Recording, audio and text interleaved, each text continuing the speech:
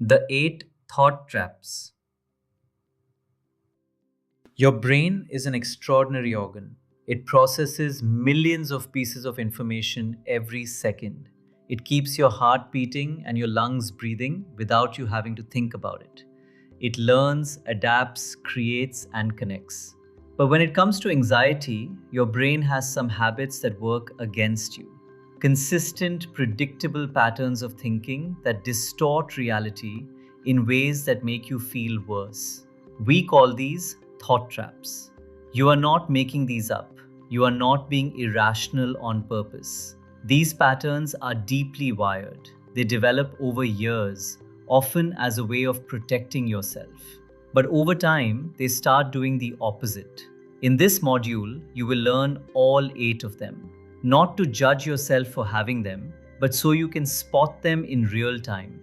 Because once you can name a thought trap, you can start climbing out of it. Here are the 8. 1. Catastrophizing.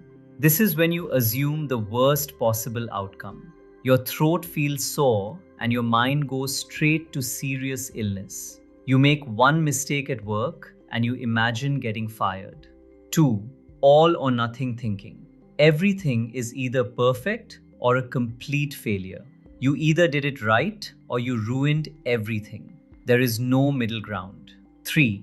Mind reading. You assume you know what someone else is thinking, and it is always something negative about you. 4. Fortune telling. You predict the future, and the future is always bad. The presentation will go wrong. The date will be awkward. The trip will be a disaster. 5.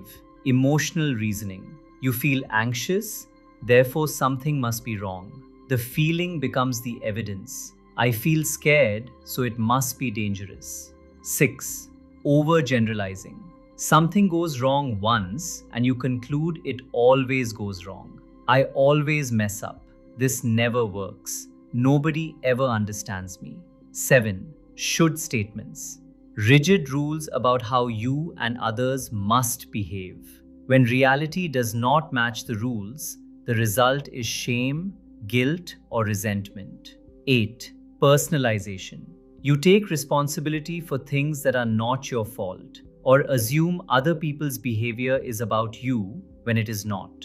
In this module, you will identify which thought traps show up most often in your own life. Most people find 2 or 3 that feel very familiar. That is your starting point.